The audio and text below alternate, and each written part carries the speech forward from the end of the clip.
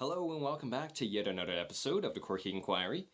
It's a new beginning of a new year, so we're going to begin this year by talking about a topic that I had never ever touched upon before. So I've been meaning to make a video about history for a long time now, because history is one of the areas of study that really fascinates me, not just because it's history, but history really is the context and the backbone of all the other things that I'm interested in. I'm interested in literature, interested in science, interested in philosophy, and interested in poetry, all that kind of stuff. They all are connected together by this sort of historical context and by this sort of historical backbone. So whatever literature, whatever poetry, and whatever philosophy that you read, they're not inventions that comes out of a vat in an empty vacuum. They're not just the brain sitting in the vat and then I think therefore I am. Descartes sitting in his room alone. They didn't come in isolation. It's not invented out of a vacuum, as rationalists would like to assume. But instead, it is really history is a product, or rather, the fields of studies that we come into contact today are all products of historical contexts.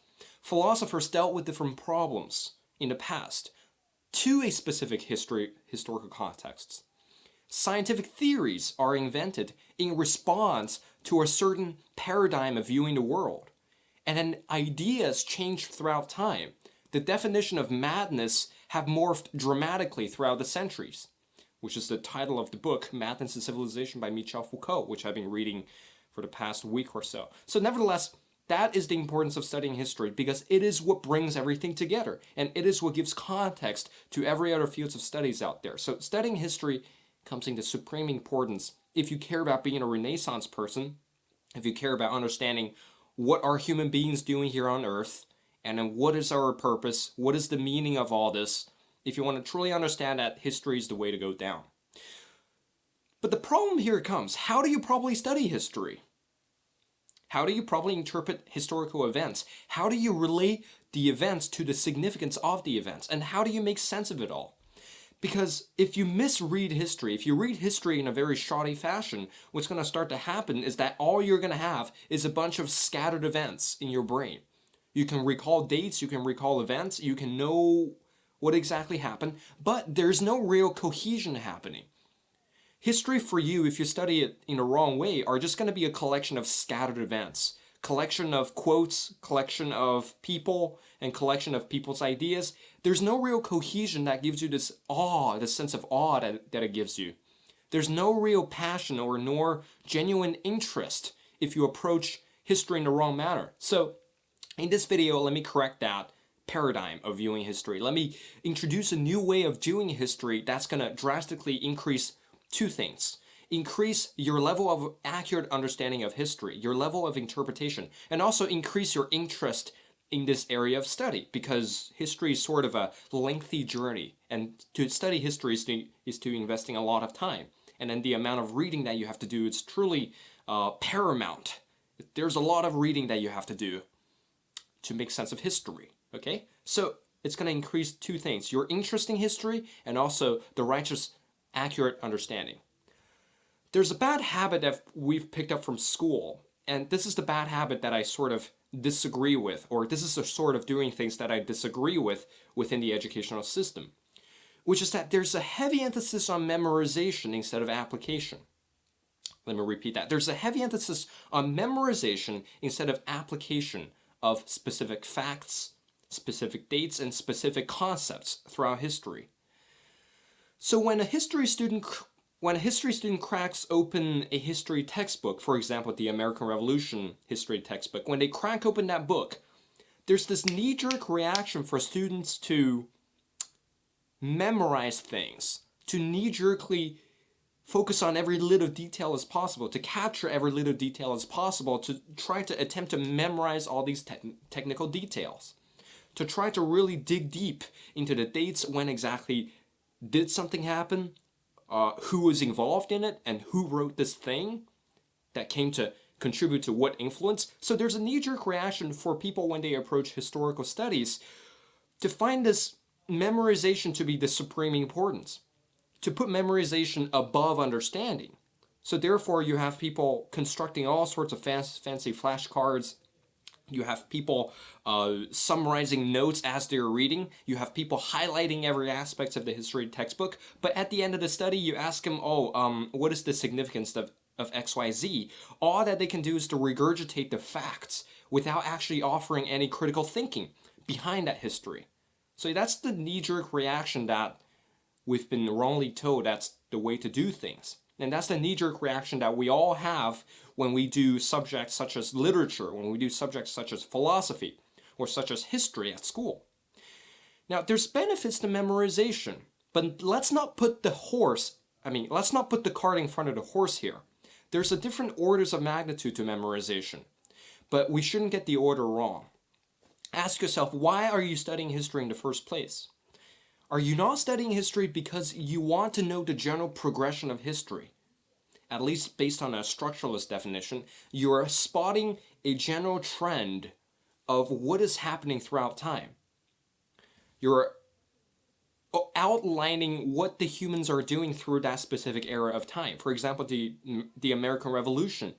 Why did they come to the land? And why is it the case that they start to rebel against the British? You want to know that general trend line, and you want to understand the motives, the motivations, and all sorts of historical baggages that comes with this sort of revolutionary sentiment. You want to understand that. That's the core thing that you need to understand. So now, what most people do is that they put the cart in front of the horse. When they study history, they worry about, some guy died of a lightning strike in 1783 because he rebelled against the British government or something like that. They go jumping to the specific little details first. They worry about the trees before actually getting a holistic view of the entire forest. And what this turns into is them collecting random facts from the history textbook. There's a guy by the name of something, and he died in the Boston Massacre. And then, in fact, he was a man of color. So yeah, that's a random fact that I should document down. Or there's another guy by the name of, there's this French guy from France by the name of Lafayette. And he came to America when he was 19 years old. And then, that guy, let me document that fact down right there along with the dates. So then this turns into this sort of scavenger hunt of random information.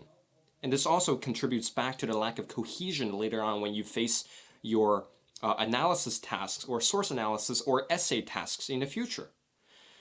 So instead of collecting random facts, which is a laborious process, and instead of collecting all these quotes that you couldn't really memorize without much context, so that's the problem with collecting random information, is because there's no real context to ground all of these information.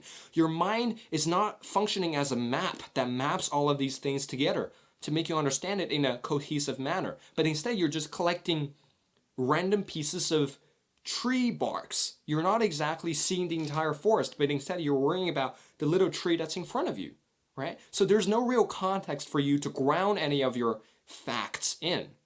There's no real context for you to ground pieces of information in. So therefore, there's no cohesion in your historical studies.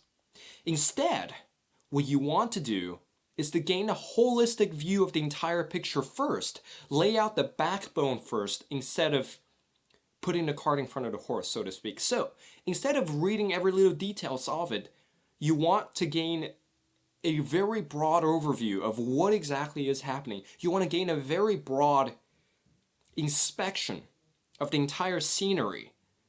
From maybe 1754, the 7 Years' War. Let me take a look at that. The Albany Congress, or something like that. And you just start from that point. Start from the Albany Congress all the way to the Declaration of Independence. Let me just read through that in a linear progression without worrying about the details. And then what's going to start to happen is that as you assemble these informations on a trend line, as you aim to gain a holistic understanding instead of getting bogged down in the details, once the backbone is laid out, then you go back to your minutia. Then you go back to your little facts. Then the facts will be effortless for you to memorize. Because once you have the backbone, you can just simply attach different facts upon this backbone without much fuss. The problem with the conventional way of picking everything up is that it is analogous to if you want to build your Prometheus in Frankenstein. For example, Dr. Frankenstein wants to build his Prometheus. The wrong approach is to build the Prometheus from the toe to the head. To start from every little nerve from the toe and to build this thing from the ground up without a skeleton. So that's the wrong approach. That's going to take a lot longer. You're not going to know what goes where. And all you have is a collection of scattered information without much cohesion. But instead, Dr. Frankenstein has to lay out the skeletal structures first. Dr. Frankenstein has to get the skeleton right before he can attach the nerves, attach the organs, and finally attach the finer details of the skin, of the muscle groups, and finally construct the Prometheus, right? Similarly with history, you need a backbone before you can put up all the minutiae first. You need the skeleton, the skeletal structure first, before you can put in all the random little details. So how can we apply this practically? So practically, if you were to read history, the first time that you read a history textbook, you read it like a novel, okay? Read a history textbook like a novel the first time that you are approaching it. So this is the importance of pre-reading before classes.